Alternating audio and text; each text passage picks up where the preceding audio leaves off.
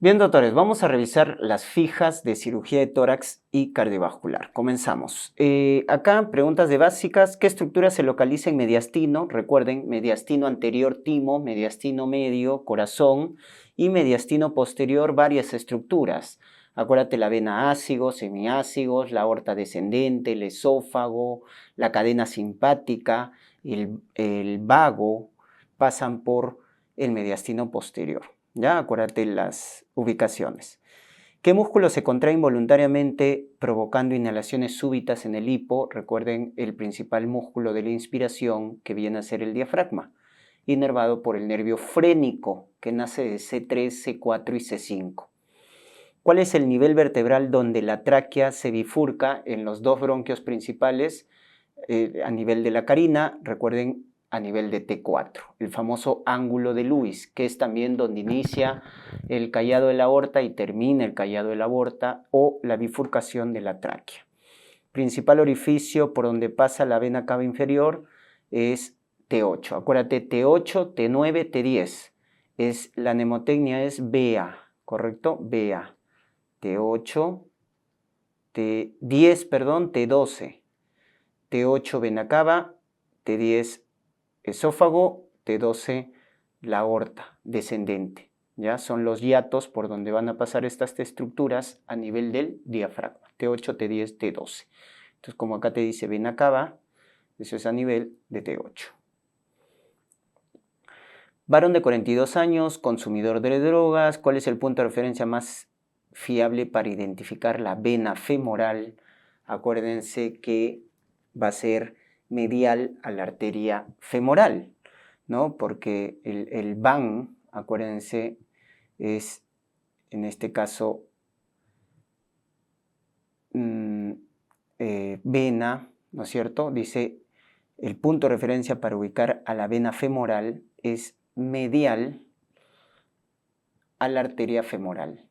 Entonces la arteria está por acá, el VAN pasa así, ¿no? Vena, arteria y nervio.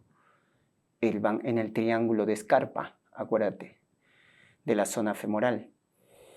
Entonces la vena femoral es medial, ¿no es cierto?, a la arteria femoral, porque es nervio, arteria y vena, ¿ya? En ese sentido. Varón de 57 años con tumor esofágico, depresión abdominal en la inspiración. ¿Qué nervio está afectado? Si hay depresión abdominal en la inspiración, eso es parálisis diafragmática. Entonces el nervio que está afectado es el frénico, ¿ya? Que habíamos dicho, nace de C3, C4, C5, ¿ya? Y que inerva el principal músculo de la respiración, que es el diafragma. 30 años, dolor retroesternal, disnea, ensanchamiento mediastínico con desviación traqueal. ¿Qué estructura se afecta en el mediastino anterior? Recuerden que en el mediastino anterior se va a localizar el timo, ¿no? En cambio, en el mediastino medio está el corazón. Vamos con patología arterial. Si te dicen claudicación severa, angiografía, oclusión larga de femoral superficial con poplitea sana proximal, tratamiento de elección. Siempre que te digan en la angiografía el tipo de lesión, si te dicen que la lesión es heterogénea, larga, en este caso distal, entonces en esos casos es mejor la cirugía de bypass, ¿correcto? En este caso femoropopliteo. Recuerden que la arteria que más se obstruye por aterosclerosis es la arteria femoral superficial. Y el injerto que se utiliza es la vena safena, ¿ya? La vena safena es el injerto que se utiliza, ¿ya? Entonces, ¿cuándo hacemos cirugía de bypass? Cuando la lesión es larga, cuando la lesión es distal, cuando es heterogénea, hacemos la cirugía de bypass. Por el contrario, si nos dicen lesión corta, homogénea, proximal, ahí el tratamiento es endovascular, o sea, la colocación de stent, ¿ya? Miren la diferencia. ¿Cuál es la arteria de elección para el acceso vascular percutáneo en intervenciones para injertos arteriales? De manera estándar, cuando se hace, en este caso, diferentes intervenciones vasculares, ¿no? La que sirve como acceso es la arteria femoral común. por el calibre, por su localización, rápido abordaje, etc. De manera estándar, la arteria femoral común. Pero, datito, actualmente para las revascularizaciones endovasculares del corazón en caso de la angioplastía coronaria, la vía, el acceso de elección es la arteria radial. Para angioplastía coronaria, arteria radial. En los demás casos todavía sigue de elección la arteria femoral común. Índice tobillo cuando indica enfermedad arterial periférica, cuando es menos de 0.9, recuerden, cuando el pulso está disminuido, cuando sospecho enfermedad arterial, el índice tobillo-brazo es la prueba más sensible que nos va a diagnosticar enfermedad arterial, cuando es menos de 0.9. Localización y morfología típica de una úlcera arterial. Recuerden que una úlcera arterial se va a ubicar en las partes distales, ¿no? En la punta de los dedos, de los pies, el talón, en saca bocado, doloroso, piel pálida, fría, con pulsos disminuidos. Tiene esas características la úlcera arterial, ¿correcto? A diferencia de una úlcera varicosa, ¿no? Que generalmente se ubica en los malleolos, es húmeda, ¿no es cierto? Porque hay edema, los pulsos están normales para diferenciarlo. Según la clasificación de Fontaine, cuando presenta dolor en reposo corresponde al estadio, recuérdate, 1, asintomático de Fontaine, 2, claudicación intermitente, 3 es dolor al reposo y 4 es úlcera, gangrena, necrosis. Ya eso es Fontaine 4. Tratamiento médico de base de la enfermedad arterial periférica sintomática, obviamente los cambios en los estilos de vida, parecido a la cardiopatía isquémica, dejar el tabaco, ejercicios supervisados y el manejo, ¿no? Estatinas, rosuvastatina, atorvastatina, la aspirina o clopidogrel como antiagregantes plaquetarios, control de presión, de diabetes. Y para la claudicación, recuerden que el mejor fármaco es el cilostazol, que es un inhibidor de la fosfodiesterasa. ¿Ya? Para el tratamiento de claudicación, cilostazol. ¿Cuál es el aneurisma más común? El aneurisma de aorta abdominal, que está por debajo de las arterias renales, infrarrenal. Indicación de reparación en aneurisma de aorta torácica. Si es ascendente, la aorta ascendente, que es la más grave, miren, se opera cuando mide el diámetro más de 5.5. Porque recuerden que el diámetro del aneurisma es el mejor predictor para rotura del aneurisma. Más de 5 si es síndrome de Marfan, antecedente familiar, etc., ¿no? Si es el arco, o sea, el callado de la aorta o la aorta descendente, se opera cuando es más de 6. ¿Ya? Por eso digo que la ascendente es más grave, porque el punto de corte es menor. ¿Ya? El crecimiento rápido también es una indicación para operar.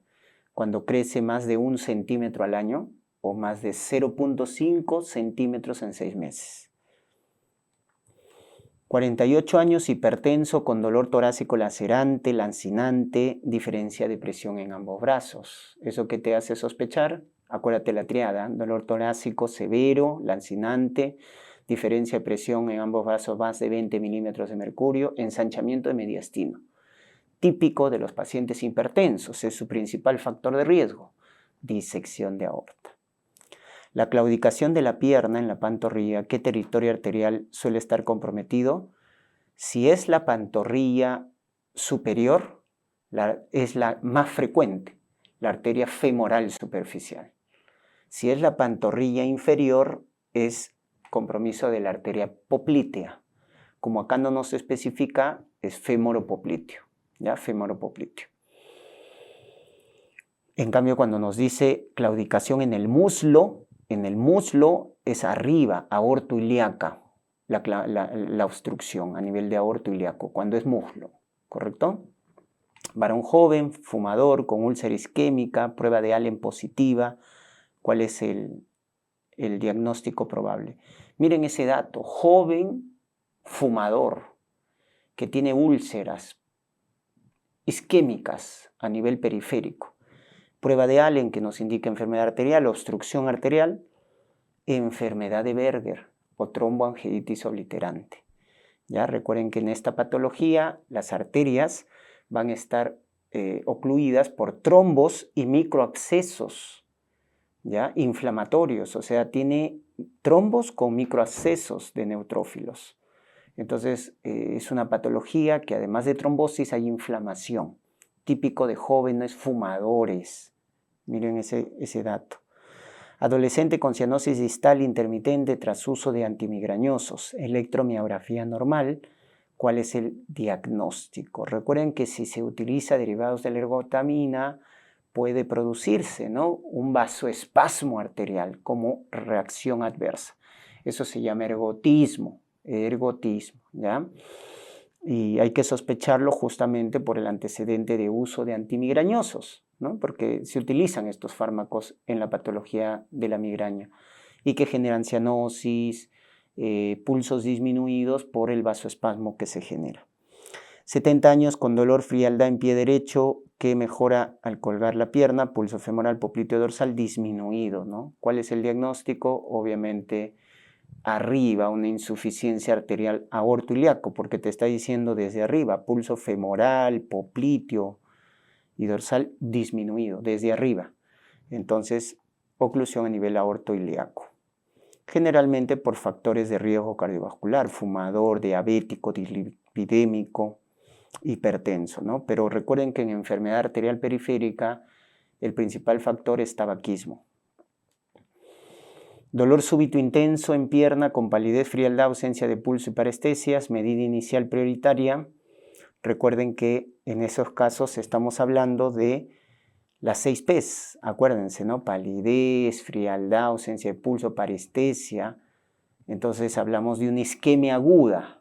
Y la isquemia aguda, cuando tú detectes las 6 P's, entonces el manejo inicial es anticoagulación, ¿ya? Inmediata, cuando es una isquemia aguda. Luego evalúas ya la revascularización, ¿no es cierto? Haciendo una angiografía, hay que ver el tipo de revascularización que vamos a hacer. Pero lo inicial en una isquemia aguda es la anticoagulación. 68 años con aneurisma de aorta abdominal infrarrenal, la más frecuente, asintomático, de 6.2. ¿Te acuerdas que cuando era aorta descendente o aorta abdominal, el diámetro para operar era más de 6 centímetros? Entonces, ¿cuál es la conducta? Reparación quirúrgica electiva, ¿ya? Porque más de 6, en cambio cuando es aorta ascendente, más de 5.5. Hipertenso, dolor torácico súbito, presión diferencial en brazos, disección que compromete aorta ascendente. Acuérdate la triada de disección de aorta y acá te dice que compromete la aorta descendente, que es la más grave. Por lo tanto, cirugía, ¿no? Cirugía cuando compromete la disección, la aorta ascendente.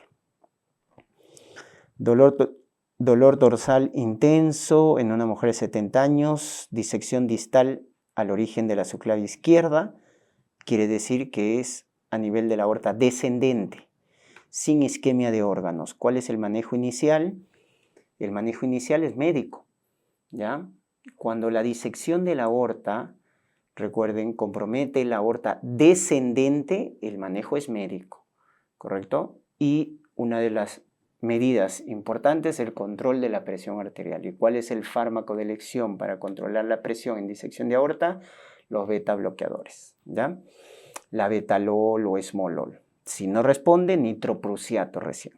Pero los de primera línea, beta. Y hay que llevar a niveles de presión sistólica normal. Entonces, manejo médico, ¿no? Cuando es disección de aorta descendente, a menos que haya isquemia de órganos. 59 años, fumador con claudicación en glúteos, muslo, impotencia y pulso femorales disminuido. Eso es una triada. Claudicación en muslo, cadera, disfunción eréctil, pulso femorales disminuidos, compromiso a nivel aortoilíaco y eso se llama síndrome de Lerich, ¿correcto? Ahí está, oclusión aortoilíaca o síndrome de Lerich. Bueno, acá ya salió lo demás. Mujer de 67 años con dolor súbito, ¿ya? Pierna, palidez, las 6 P's, isquemia aguda, Doppler sin flujo tibial nos confirma. El primer paso, recuerden, es anticoagulación. Heparina, analgesia y estratificar de acuerdo a la angiografía, ¿no? Si en la enfermedad arterial periférica teníamos la clasificación de Fontaine, en la isquemia aguda tenemos la clasificación de Rutherford. Acuérdate, 1, 2, 3, ¿no? Entonces, el 1 y el 2 hay que planear la revascularización, y el 3, que ya es una gangrena, una necrosis, amputación, ¿no? ¿Cuándo revascularizar versus amputar en isquemia aguda? Correcto, Rutherford 1, 2, revascularizas. En cambio, Rutherford 3, amputación. Ahí está, 1, 2, revascularización, ¿no? En el 1, la revascularización va a ser electiva, porque tenemos tiempo. En el 2, ya no, hay que hacer una revascularización urgente, ¿ya? Incluso hay dos tipos, ¿no? El 2A y el 2B. El 2A, una trombólisis dirigida, farmacológica, o una embolectomía. Ahí te pueden preguntar el catéter que se utiliza para sacar émbolos en isquemia aguda arterial. El catéter de Fogarty, acuérdate, catéter de Fogarty. Y el 2B ya revascularización inmediata, quirúrgica, ¿no? El Rutherford 3 es cuando ya nos dicen rigidez, parálisis, anestesia completa, lo cual nos habla de gangrena, ya una necrosis. Y en el 3 ya es amputación. 72 años, aneurisma de aorta abdominal infrarrenal de 5.7 centímetros, asintomático, conducta, una reparación electiva. Estamos en aorta descendente, ¿ya? Y en aorta descendente, miren, en hombres el umbral más de 5.5, en mujeres más de 5, o el crecimiento rápido, ¿no? Más de 1 centímetro por año o más de 0.5 centímetros en 6 meses, ¿ya? Ese es el punto de corte para un aneurisma de aorta abdominal. Lo que hemos visto anteriormente en los puntos de corte era de aneurisma torácico, que involucra la aorta ascendente y descendente. ¿Ya? En la ascendente era igual, ¿no? 5.5, si era Marfan más de 5 centímetros ya para operar. Y en la descendente es donde, en la aorta descendente, ojo, de la aorta torácica, es donde el punto de corte es más de 6 centímetros para operar. ¿Ya? Y en la abdominal, miren, es estos puntos de corte, igual a la aorta ascendente. ¿Ya? 68 años con dolor lumbar súbito, hipotensión, masa pulsátil abdominal. ¿Cuál es el próximo paso? Si te dicen paciente con dolor súbito, hipotensión y masa pulsátil, esa es la tríada de ¿qué? De rotura de aneurisma. Por lo tanto, hay que hacer, obviamente, reanimación de control de daños, acceso vascular, fluidos, pero cirugía urgente, pues se ha roto el aneurisma. 58 años con dolor transfixiante, síncope, déficit de pulso radial izquierdo. Estamos hablando de una disección de aorta, ¿verdad? Dolor lancinante, transfixiante, con diferencial de presión o pulso en ambos brazos, isquemia de órganos. Recuerden que para aneurisma o disección de aorta la angiotomografía es el gol estándar, siempre y cuando el paciente esté estable, ¿ya? Porque si está inestable, el ecocardiograma transesofágico. Y miren este casito interesante, 32 años, herida penetrante, femoral derecha, desarrolla aumento de volumen, que en 2 meses, ¿no? Desarrolla aumento, ha tenido una herida penetrante por arma de fuego, puede ser, y desarrolla aumento de volumen, edema, circulación colateral en pierna, y este dato, soplo continuo, ¿ya? Inguinal y pulso femoral popliteo bajo. ¿Cuál es el diagnóstico? Recuerden, la fístula arteriovenosa traumática nos da esa clínica, soplo continuo, aumento de volumen, posterior, varios meses después de una herida penetrante, por arma de fuego principalmente.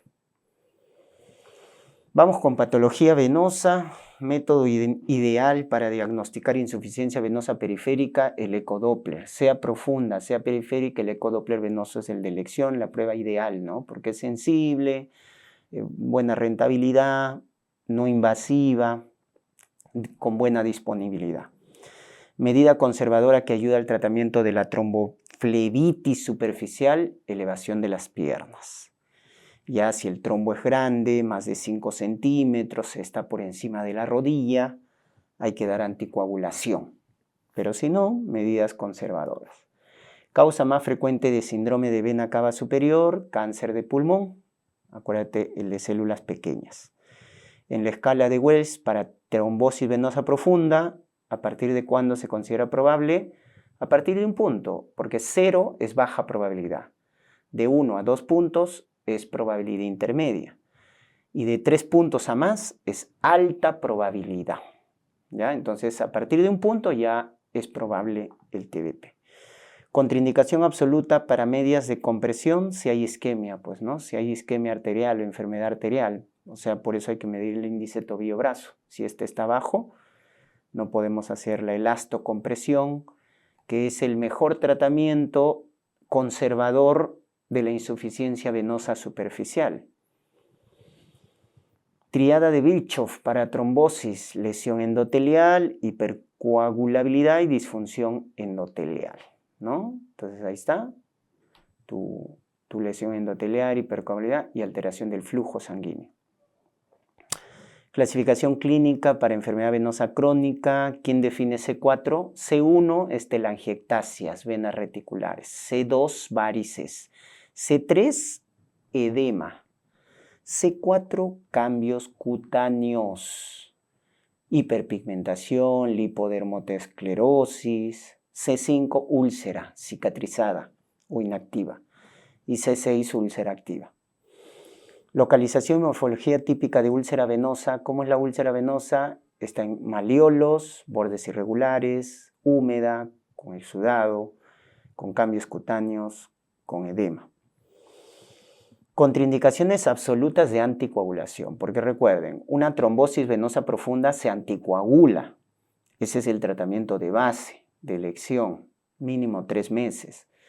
Una trombosis venosa profunda. Pero ¿cuándo está contraindicado anticoagular? Cuando hay sangrado activo mayor, hemorragia intracerebral reciente, una cirugía, neurocirugía o cirugía ocular espinal reciente, diátesis hemorrágica severa o plaquetas menos de 50.000. Esas son contraindicaciones absolutas para anticoagular. Si una mujer de 20 años con claudicación a la abducción, ¿no? O sea, al abducir el brazo, tiene fatiga, claudicación, edema, ingurgitación venosa del miembro superior derecho, prueba de Cry positiva, que nos habla de enfermedad arterial. El diagnóstico más probable de esto es, miren, enfermedad arterial, ingurgitación venosa, o sea, compromiso arterial y compromiso venoso. ¿Y por qué? Porque abduce el brazo. Entonces, los miembros superiores, eso es porque la abertura torácica superior es estrecha. Entonces se llama síndrome de la abertura torácica superior. ¿Ya? Entonces la abertura torácica superior es muy estrecha, por eso al abducir los brazos se comprime arteria, nervio, venas. Tras viaje prolongado, dolor en pantorrilla, edema, signo de Homans positivo, trombosis venosa profunda, ¿verdad? Tratamiento farmacológico, tu anticoagulación, enoxa 1 miligramo por kilo, subcutáneo cada 12 horas. Claro, si tiene insuficiencia renal hay que darle heparina. Si tiene alto riesgo de sangrado, es un abuelito, fondaparinux. Elegirás tu anticoagulante de elección. Siempre recuerda, factor de riesgo de trombosis y te dice edema, signo de Homans, trombosis venosa profunda, ¿no? Acá viaje prolongado, cáncer, consumo de anticonceptivos, cirugía mayor, etc. Varices dolorosas e induradas, eso es una tromboflebitis superficial. ¿Cuánto tiempo se anticoagula? Una tromboflebitis superficial se anticoagula cuando el trombo es más de 5 centímetros o está por encima de la rodilla y solo se anticoagula 6 semanas, ¿ya? 42 días. Mujer con pesadez vespertina, venas dilatadas, hiperpigmentación bimalleolar. ¿Cuál es el diagnóstico? Ya te están regalando. Pesadez, dolor, cambio cutáneo, venas dilatadas, que son las varices, insuficiencia venosa crónica o insuficiencia venosa superficial. Mujer con dolor vespertino y arañas vasculares. ¿Cuál es el tratamiento inicial? Recuerden, eso es dolor, telangiectasias, venas reticulares, varices, insuficiencia venosa superficial. Lo que acá se recomienda como tratamiento inicial es, en este caso, terapia compresiva o la elastocompresión, que es la terapia más efectiva de las terapias conservadoras, ¿ya? La elastocompresión. Obviamente también el ejercicio, reducir el peso, no sé, elevar las piernas, evitar la bipedestación prolongada también ayuda. Pero de esas medidas, la más efectiva es la elastocompresión para insuficiencia venosa superficial. Varón con edema en esclavina, disnea ronquera, ese síndrome de vena cava superior. Acuérdate, ingurgitación yugular, circulación colateral, edema en esclavina, síndrome de vena cava superior. Varón encamado con tumefacción masiva, dolor, palidez marcada en miembro inferior, ecodoppler positivo. ¿Ya? ¿Cuál es el diagnóstico? El diagnóstico te dice varón encamado, en reposo prolongado, con edema. Esa es una trombosis venosa profunda que se ha complicado. Al decirnos palidez marcada, estamos hablando de una complicación de la trombosis venosa profunda llamada flegmasia alba dolens. Flegmasia alba dolens, ¿ya? Que es ya por compromiso arterial. La trombosis venosa profunda es tan grande que hace compromiso arterial, por eso la palidez, ¿no? También puede haber pulsos disminuidos, flegmasia alba dolens. En cambio, si te dice cianosis marcada, es otra complicación que es la flegmasia cerulea dolens. Flegmasia cerulea dolens, cuando te dicen cianosis marcada. Flegmasia alba dolens, palidez marcada. Son complicaciones de la trombosis venosa profunda. Adolescente con síndrome nefrótico, dolor en miembro inferior, edema marcado, dímero D positivo. ¿En qué piensas? Factor de riesgo. Síndrome nefrótico, cáncer, embarazo, consumo de anticonceptivos, reposo prolongado, trombosis venosa profunda, pues, ¿no? Acuérdate que el síndrome nefrótico tiene una proteinuria masiva, una hipoalbuminemia y se pierden anticoagulantes por la orina, la antitrombina, la antitrombina, y por eso nos da un estado protrombótico, ¿ya? El síndrome nefrótico nos da un estado protrombótico. Gestante con TBP proximal confirmada. ¿Cuál es el tratamiento de elección? Recuerden que acá el tratamiento de elección es la anticoagulación, pues, ¿no? Entonces, en TBP, anticoagulación inmediata. Acá mujer de 48 años con reflujo de safena mayor, confirmado por ecodoppler, C3 de la clasificación de insuficiencia venosa, o sea, hay edema. Primera línea de tratamiento, la primera línea es, en este caso, evitar la bipedestación, elevar las piernas y el elastocompresión, ¿no?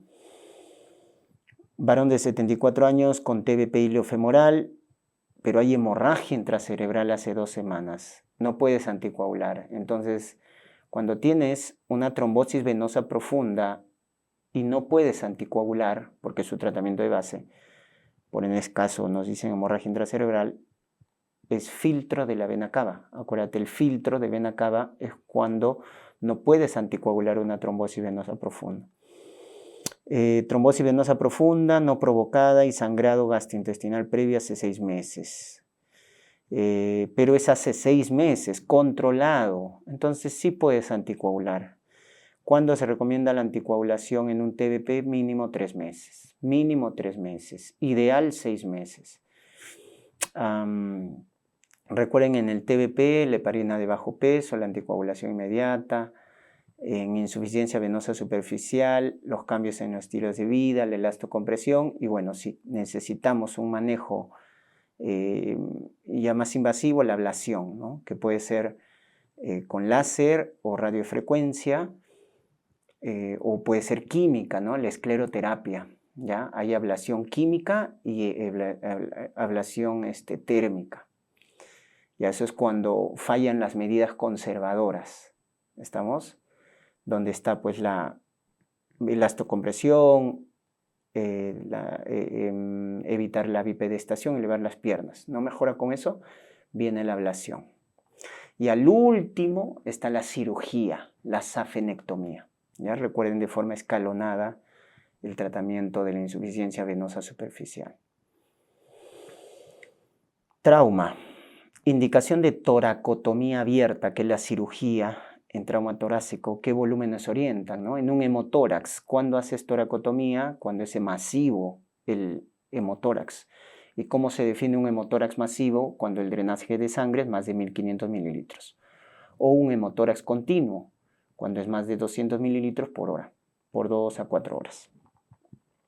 Sitio recomendado por la TLS para descompresión con aguja en un hemotórax a tensión, segundo espacio con la línea media clavicular. Ahí colocamos la aguja gruesa y larga.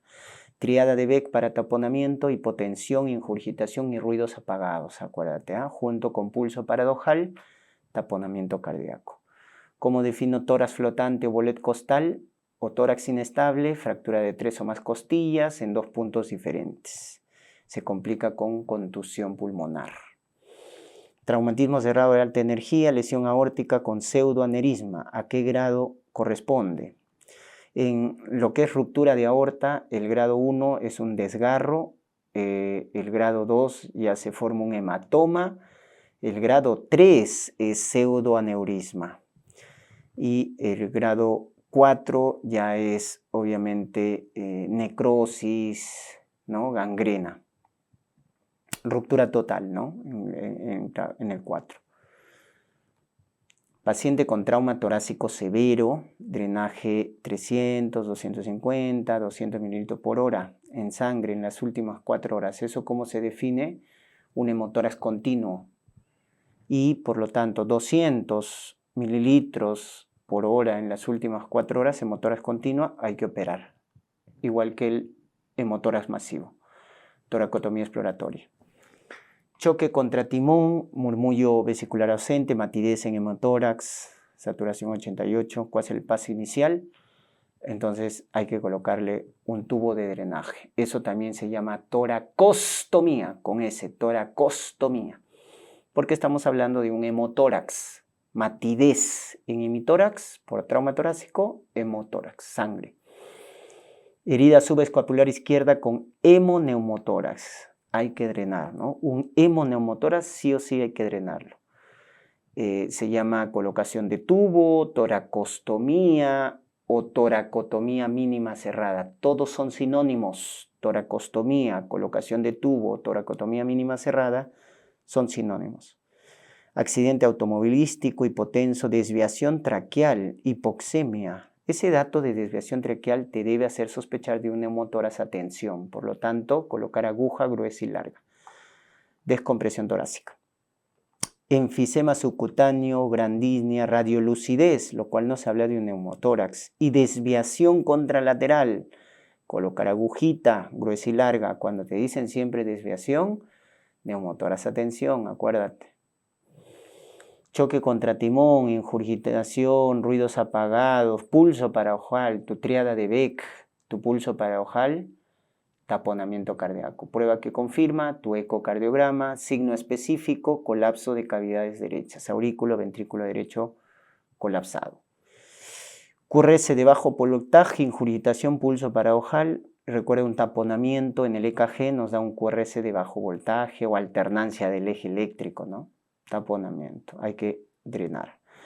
Dolor, mareo, troponina elevada después de un golpe, ¿no? Ese es un infarto, pues, infarto traumático. Entonces, la medida, confirmarla, ¿no? Con un electrocardiograma y para ver alguna complicación mecánica, ecocardiograma. Un golpe, un trauma en la zona precordial te puede desencadenar arritmias o infarto. Pues hay que pedir EKG para ver si hay arritmias o cambios isquémicos y ecocardiograma para ver complicaciones mecánicas. Triada de Beck, acción inmediata, pericardiocentesis. Si te dice por ahí que un taponamiento no responde a pericardiocentesis, la conducta es operar, toracotomía exploratoria. Siempre primero es drenaje. Si no responde el drenaje, recién la cirugía. Entonces, taponamiento que no responde a pericardiocentesis, toracotomía exploratoria. Múltiples fracturas con movimiento paradojal y fracaso ventilatorio es porque el tórax inestable se está complicando con insuficiencia respiratoria, con una contusión pulmonar. Por lo tanto, hay que asegurar la vía aérea, intubación y ventilación mecánica invasiva. Fractura de quinta, sexta costilla, murmullo abolido, opacidad en 2/3 de mi tórax. Radioopacidad, sangre, hemotórax, drenaje, toracostomía. Trauma torácico, fractura de primeras costillas. Cuando te digan fractura de primeras costillas, fractura de escápula o un hemotórax izquierdo masivo, es porque se han lesionado grandes vasos. Acuérdate esos datos. Lesión de grandes vasos, fractura de primeras costillas, fractura de escápula o un hemotórax masivo izquierdo. Un accidente con arma de fuego a nivel del tórax, hemoptisis, enfisema subcutáneo, le colocamos un drenaje por un probable neumotórax, pero no responde. Nos debe hacer sospechar de una lesión en el árbol tráqueo-bronquial. La zona que más se lesiona, recuerden, es a nivel del bronquio derecho, a 2 centímetros de la carina. ¿Cuándo sospechar? Cuando hay enfisema subcutáneo, hemoptisis o un neumotórax que no responde a drenaje torácico. Herida en sexto espacio intercostal izquierdo, disnea, ingurgitación, ruidos hidroaéreos en tórax izquierdo. Lesión diafragmática, la más frecuente en el lado izquierdo, recuerden, porque en el lado derecho nos protege el hígado. De ahí el datito es ruidos hidroaéreos en el tórax. Accidente de tránsito, hipoxemia, sin neumotórax ni hemotórax evidente. Tratamiento inicial. Si tengo un accidente de tránsito, te dicen que no hay aire, que te dicen que no hay sangre, pero hay hipoxemia, entonces hay que sospechar de una contusión pulmonar, de una hemorragia alveolar. Entonces no está comprometido el espacio pleural, sino el parénquima pulmonar, hay hemorragia alveolar. Y obviamente soporte ventilatorio, oxígeno y restricción hídrica. Varón de 24 años, herida penetrante, succión de aire por la herida. ¿Eso qué nos habla? De un neumotórax abierto. Y por lo tanto el manejo es inmediato o inicial, la oclusión con apósito oclusivo de 3 lados, ¿no? De 3 lados, para que el aire salga y no vuelva a entrar. Ese es el tratamiento de un neumotórax abierto. Tumoración más frecuente de mediastino en adulto, recuerden el timoma, en mediastino anterior. En el mediastino posterior los más frecuentes son los tumores neurogénicos. En niños, en pediatría, neuroblastoma. En adultos, neurofibroma, el schwannoma. 35 años, disnea progresiva, masa en mediastina anterior. Anticuerpos contra el receptor de acetilcolina, o sea, está asociado a miastenia gravis. Un tumor de mediastino anterior asociado a miastenia gravis, timoma, pues, timoma, ¿verdad? Varón de 22 años, masa en mediastino, elevación de alfa-feto y beta-HCG, te debe hacer sospechar de un tumor de célula germinal, un cáncer de testículo. Miren que se ubica en mediastino, ¿ya? Los no seminomas son los que elevan marcadores tumorales. 40 años, disnea, dolor retroesternal, síndrome de vena cava superior, masa heterogénea con calcificaciones en mediastino anterior. Eso te debe hacer sospechar de un teratoma cuando tengan calcificaciones. Niño de 10 años, escoliosis, masa heterogénea en mediastino posterior con extensión foraminal. Recuerden que en niños en mediastino posterior el tumor más frecuente es los tumores neurogénicos y en niños, en lactantes, predomina el neuroblastoma. Masa mediastinal anterior, hipogamaglobulinemia e historia de infecciones recurrentes, ¿no? ¿Quién te da una masa en mediastino y una inmunodeficiencia? El famoso timoma con síndrome de Gut, así se llama. Timoma con síndrome de Gut. Ese síndrome de Gut es porque se ha asociado a inmunodeficiencia. ¿Qué tipo de soplo caracteriza la insuficiencia mitral? Es un soplo sistólico, pansistólico, que se irradia la axila. ¿Ya? Pansistólico, holosistólico, acuérdate que se irradia la axila. Según AJA, ¿cuáles son los estadios de la enfermedad valvular? A, porque está en riesgo. B, asintomático leve moderado. C, asintomático severo. ¿No? Por ejemplo, en las estenosis, cuando el área valvular es menos de 1 centímetro cuadrado. Y D, ya es sintomático severo. Causas más comunes en estenosis aórtica, la degenerativa, ¿no? Por calcificación en adultos mayores, en jóvenes congénita, la válvula bicúspide. Estenosis mitral, la causa más frecuente, fiebre reumática, recuerdo. Ahí está, criterio ecocardiográfico de severidad en estenosis, específicamente estenosis aórtica, pero también la estenosis mitral, cuando el área valvular es menos de 1 centímetro cuadrado, es severo, ojo, es severo, menos de 1 centímetro cuadrado. Ahora, en estenosis aórtica, una velocidad más de 4 metros por segundo o gradiente transaórtico, más de 40 milímetros de mercurio, nos indica severidad.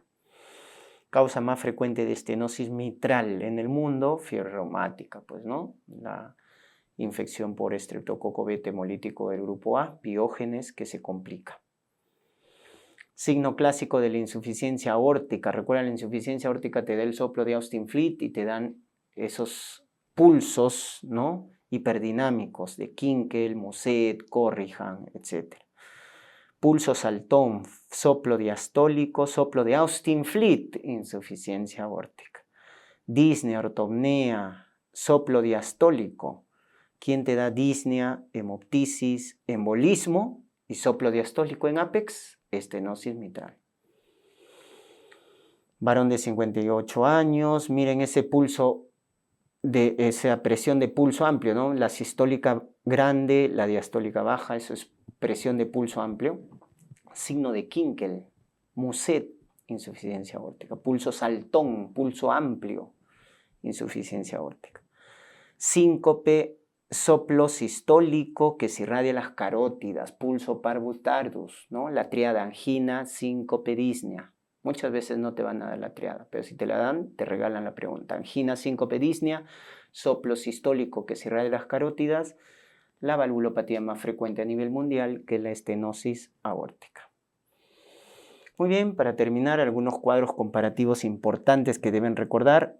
Hemotórax, recuerden, te van a decir un paciente con disnea, genera shock hipovolémico, matidez, acuérdate, matidez.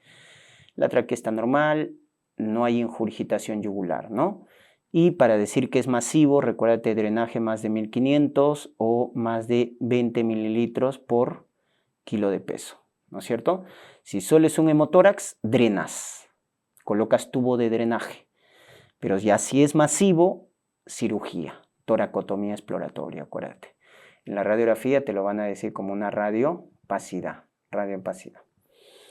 Neumotórax, disnea, hipersonoridad, hiperresonancia, ese es neumotórax. Ya si te dicen que es tipo tenso, cianótico, tráquea desviada, le pones su apellido. Atención, atención, cuando ya hay hipotensión, cianosis, ingurgitación yugular, porque recuerda que el neumotórax de atención da shock obstructivo.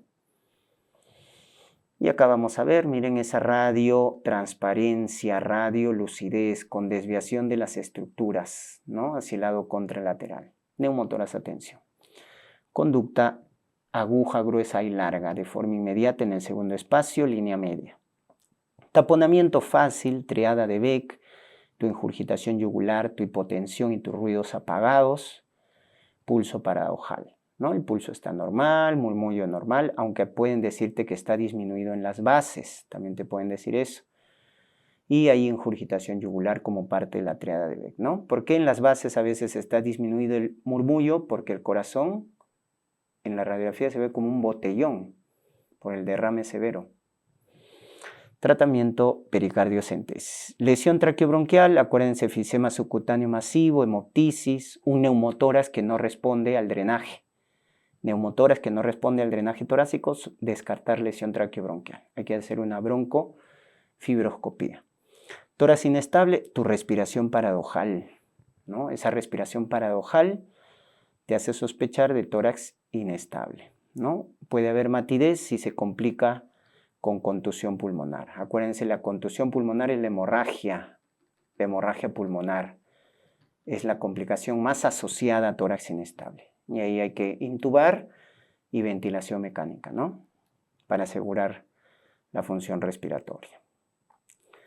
En patología venosa, recuerden insuficiencia venosa periférica o crónica de la trombosis venosa profunda. Acá, edad avanzada, obesidad, sedentarismo, el embarazo predispone, ¿no? Es la patología vascular más frecuente en mujeres. Palidez, dolor, sus telangiectasias, varices, compromiso cutáneo, úlceras, ¿no? El Doppler confirma complicación subúlcera venosa o tromboflebitis superficial como complicación. Tratamiento, tus medidas generales, ejercicios, perder peso, elevar piernas. Esta es de las medidas conservadoras la más efectiva, la elastocompresión. Y luego, si no hay respuesta a estas medidas conservadoras, tu ablación, ¿no? Térmica con láser o química, la escleroterapia y, último recurso, la cirugía, safenectomía. Trombosis venosa profunda, recuerda tu reposo prolongado, cáncer, embarazo, mujeres que consumen anticonceptivos, factor de riesgo de trombosis. Y luego te dicen dolor, edema en miembro inferior, con signo de Homans positivo. Tu escala de Wells, recuérdate, 0 puntos, baja probabilidad, de 1 a 2 puntos, intermedia, y de 3 a más puntos, probabilidad alta. Solo cuando la probabilidad es baja pido dímero D para descartar cuando la probabilidad clínica es baja. Recuerda, porque el dímero D nos sirve por su alto valor predictivo negativo. Pero si te dicen para confirmar el diagnóstico es ecodoppler, ¿ya? El dímero D es para descartar, pero para confirmar Doppler. Se complica con TEP, tromboembolismo pulmonar o síndrome posttrombótica, ¿no? O sea, al final el TBP también te genera insuficiencia venosa crónica, porque va a obstruir. Tratamiento de base del TBP, anticoagulación, ¿no? Anticoagulación inmediata, luego se cambia a vía oral. Cuando hay contraindicaciones para la anticoagulación, filtro de vena cava, cuando hay contraindicaciones. En patología arterial, recuerden enfermedad arterial periférica, la aterosclerosis, principal causa, principal factor de riesgo, tabaquismo. Clínica más frecuente, claudicación, ¿no? Dolor, cansancio al ejercicio, al caminar. Luego ya es al reposo, úlceras. Acuérdate tu clasificación de Fontana. Esta es la prueba más sensible, índice tobillo-brazo, menos de 0,9 nos confirma. Tu prueba inicial, ecodoppler, pero la confirmatoria ya la angiografía, ¿no? Es tu gol estándar. Tratamiento, controlar factores de riesgo, estatinas, antiagregantes. Silostazol, recuerden, para la claudicación es el mejor fármaco. Y luego evaluar, ¿no? La revascularización. Endovascular, mediante colocación de stent, o cirugía mediante el bypass. Entonces, si la lesión, recuérdate, es proximal, es corta, es homogénea, stent. Si la lesión es distal, es larga, es heterogénea, cirugía de bypass. Disección de aorta, principal factor de riesgo, hipertensión. Triada, dolor torácico severo, desgarrante, diferencia de pulso y ensanchamiento de mediastino. Esa es tu triada. Recuerda que aneurisma, disección es gol estándar, la angiotomografía. Si está inestable, el eco transesofágico, ¿no? El ecocardiograma transesofágico. Fármaco de elección para controlar presión, betabloco en disección de aorta. La betalol, esmolol. Si no responde, nitroprusiato. Si la disección, acuérdate de la clasificación de Stanford, es tipo A, o sea, compromete la aorta ascendente, cirugía urgente. Si es tipo B, no complicado, manejo médico. Si es complicado porque hay isquemia agudas, también cirugía. Y la isquemia aguda, ¿no? Puede ser por trombosis o puede ser por embolismo. Ahí en embolismo, acuérdate del FA. Dolor súbito, intenso, la 6P, ¿no? Dolor, palidez, disminución de pulso, etc. Ecodoppler puede inicial, angiografía confirma. Tu tratamiento inicial en isquemia aguda, anticoagulación. Ese es tratamiento inicial. Y luego la revascularización. ¿Ya? Embolectomía, catéter de Fogarty, trombólisis farmacológica o cirugía de bypass, ¿no? O cuando es necrosis irreversible, acuérdate Rutherford 3, amputación. Y valvulopatías, en estenosis mitral la causa más frecuente fiebre reumática, soplo diastólico, tu tríada disnea, hemoptisis, embolismo, es tu tríada, acuérdate. Insuficiencia mitral, dependiendo si es crónica o aguda. Crónica por causa degenerativa, prolapso de válvula mitral, fiebre reumática, o aguda, infarto, endocarditis, que te da soplo holosistólico que se irradia la axila. ¿Ya? Cuando es agudo, te va a dar signo de congestión izquierda, edema agudo de pulmón. Cuando es crónico, compensa mejor, disnea, fatiga, ¿no? Porque acuérdate que en el crónico hay cardiomegalia, en el agudo no hay cardiomegalia, entonces hace edema agudo de pulmón, por eso el agudo. Estenosis aórtica, la más frecuente en adultos, degenerativa, calcificada, en jóvenes congénita, ¿ya? Acá se diferencia por la edad.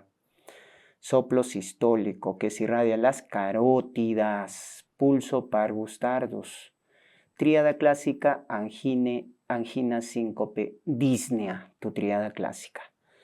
Insuficiencia aórtica, como toda insuficiencia, si es crónica, degenerativa, fiebre reumática, ¿no? Y si es aguda, una disección de aorta o una endocarditis, ¿no? Acá también está espondilitis anquilosante, sífilis en la crónica, ¿no? La aortitis sifilítica, ¿no? Vasculitis también. Este te da tu soplo de Austin-Fleet, es de Brondan, soplo de Austin-Fleet, insuficiencia aórtica. Y los pulsos hiperdinámicos, ¿no? Pulso Saltón, pulso Seller, pulso amplio, Corrigan, Moset, Kinkel. Eso te orienta a insuficiencia aórtica, acuérdate, ¿eh?